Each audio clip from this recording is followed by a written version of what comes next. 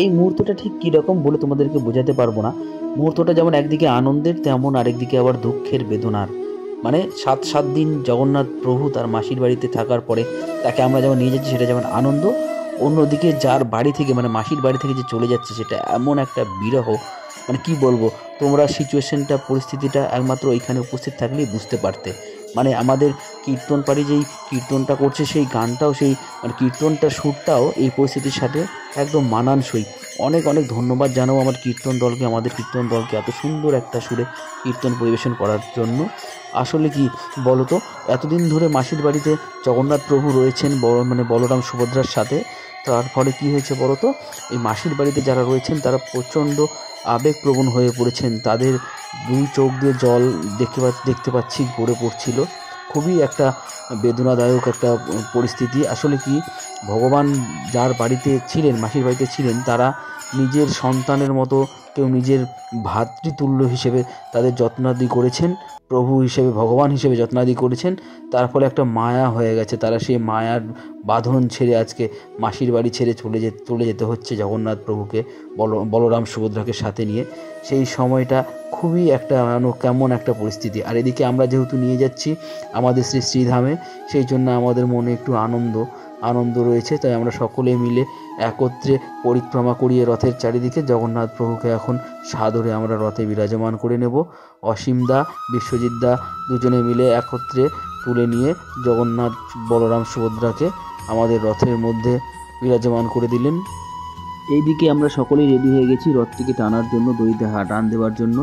দেখো সকলে অধীর আগ্রহে বসে আছে কখন সেই মানে সুন্দর সেই শুভক্ষণটা আসে, আমরা আমাদের প্রভুকে আবার নিয়ে যাব। সেই শুভক্ষণ চলেই এলো। সকলে মিলে আরতি করতে করতে সামনে বরণডালা নিয়ে বরণ করে নিয়ে প্রভুকে আমরা নিয়ে যাচ্ছি ধীরে ধীরে আমাদের সেই শ্রীধামে। আসলে কি বলতো, ব্যাপারটা হচ্ছে কি, আমাদের বাড়িতে আত্মীয় এলে যেমন আমাদের হয়ে যায়, সেই রকম আমাদের এটা গোটা পাড়ার আত্মীয়। প্রভু আমাদের সকলের প্রিয়জন। তো প্রভু রাস্তা দেখো, টুম্পা বৌদি গঙ্গাজল ছিটিয়ে সুগম করে দিচ্ছে রাস্তাটিকে। এবার দেখো সকলে প্রত্যেকে মিলে আমরা এত আনন্দ করছি না, বলে বোঝানো যাবে না। তোমরা যদি এই জায়গাটিতে একমাত্র উপস্থিত থাকতে তাহলে বুঝতে পারতে। দেখো অবশ্য তোমরা একটু উপলব্ধি করতে পারছো যে আমরা কেমন আনন্দ করছি। 8 থেকে 80 সকলে প্রত্যেকে মিলে আমরা প্রভুর এই রথযাত্রা নিয়ে প্রচণ্ড প্রচণ্ড প্রচণ্ড উৎসাহিত ছিলাম। সেই উৎসাহিত থাকার সেই যে কি বলবো লক্ষণ, সেই লক্ষণগুলো আমাদের চোখে মুখে তোমরা দেখতে পাচ্ছ যে আমরা কতটা এক্সাইটেড রয়েছিলাম। ছোট বাচ্চারা থেকে বড় সকলেই আমরা খুবই খুবই আনন্দিত। আজ দেখতে পাচ্ছ আমি সেলফি ভিডিও করে নিচ্ছি। এখন যেই জেঠিমার সাথে সেলফি ভিডিও করছি, এই জেঠিমাটা মানে কি বলবো, খুবই খুবই খুবই কাজের জেঠিমা। আমাদের বারোয়ারির সমস্ত পূজা আদি যত রয়েছে, পুজো অর্চনা সবগুলোতে তিনি তার নিজের বাড়ির পুজো মনে করে থাকেন। দীঘা কিংবা হোক পুরী, তিনি থাকেন সকল জগৎ জুড়ি। দিন দরিদ্রদের তিনি দেন সর্বদা সাথ। তিনি আমাদের সকলের আরাধ্য প্রভু শ্রী জগন্নাথ। তো দেখতেই পাচ্ছ বন্ধুরা, আমরা প্রত্যেকে, কেউ হয়তো রথের সামনে, কেউ রথের দড়িতে টান দিচ্ছে, অথবা কেউ পেছনে কীর্তন করতে করতে যে যার মতো করে আজকের দিনটিকে উদযাপন করছেন। আমাদের গ্রামের মানে রামপাড়া বারোয়ারির সকল সদস্যরা তো রয়েছেন, তার সাথে জোরমূল, খোসালপুর, তারপরে রামপাড়া চ্যাচড়া গ্রাম থেকে আগত সকল সকল সকল সকল দর্শনার্থীদের, পুণ্যার্থীদের জানাই আমাদের রামপাড়া বারোয়ারির তরফ থেকে অসংখ্য ধন্যবাদ। তার প্রত্যেকে যে আমাদের এই দিনটিতে আনন্দে সামিল হয়েছে, তার জন্য আমরা রামপাড়া বারোয়ারি সকলের কাছে কৃতজ্ঞ। আমরা ধীরে ধীরে রামপাড়া মোড় ক্রস করে আমাদের যে মানে কি বলবো লক্ষ্যের জায়গা, আমাদের যে শ্রীধাম, সেই শ্রীধামে আমরা অলরেডি মানে লক্ষ্যের কাছাকাছি চলে এসছি। দেখো প্রভু জগন্নাথের মুখে কত আনন্দ। এই দিনটিকে যেহেতু বর্ষার দিন, কাদা অপেক্ষা করে যে এত লোকের ঢল হবে তা আমরা কখনো পরিকল্পনা করতে পারিনি। প্রচুর লোক এসছে, প্রচুর পুণ্যার্থী এসেছে আজকের দিনটি সাক্ষী থাকার জন্য। সেই সকল পুণ্যার্থীদের জানাই রামপাড়া বাড়ির তরফ থেকে অসংখ্য অসংখ্য ধন্যবাদ। আমরা মেলা প্রাঙ্গণে চলে এসেছি। এবার প্রভু জগন্নাথ দেব যে কাজটা হবে রামপাড়া বাড়ির তরফ থেকে, আমি সত্যি আপ্লুত এবং আবেগপ্রবণ আমিও হয়ে গেছি।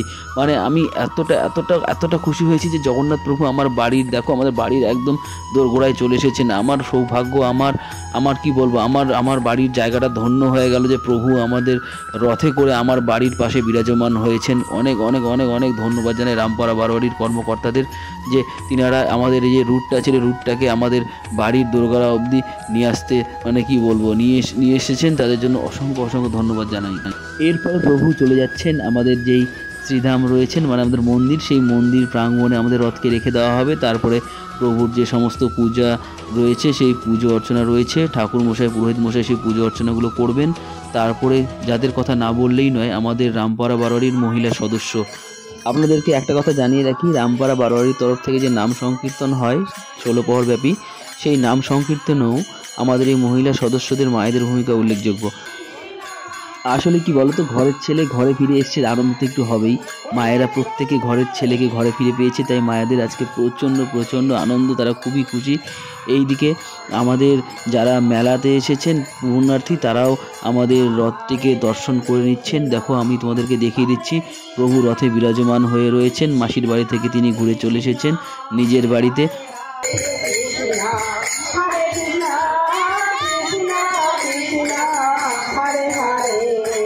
সর্বশক্তিমান প্রভুর কাছে একটিই চাওয়া, আমরা যেমন এবার প্রথমবার চালু করতে পেরেছি রথযাত্রা অনুষ্ঠানটি, এই অনুষ্ঠানটি যেন আমরা বছরের পর বছর চালিয়ে যেতে পারি। তিনি যেন তার জন্য শক্তি যোগান, পথ দেখান, তার জন্য তার কাছে করজোড়ে আশীর্বাদ প্রার্থনা করছি। আর আমরা উল্টো রথযাত্রার দিনটিকে সকলে মিলে খুব আনন্দ করলাম। তোমরা কে কীভাবে কাটিয়েছো উল্টো রথযাত্রার দিনটিকে কমেন্ট করে অবশ্যই জানিও। তো সকলে মিলে একত্রে চলো বলি জয় জগন্নাথ।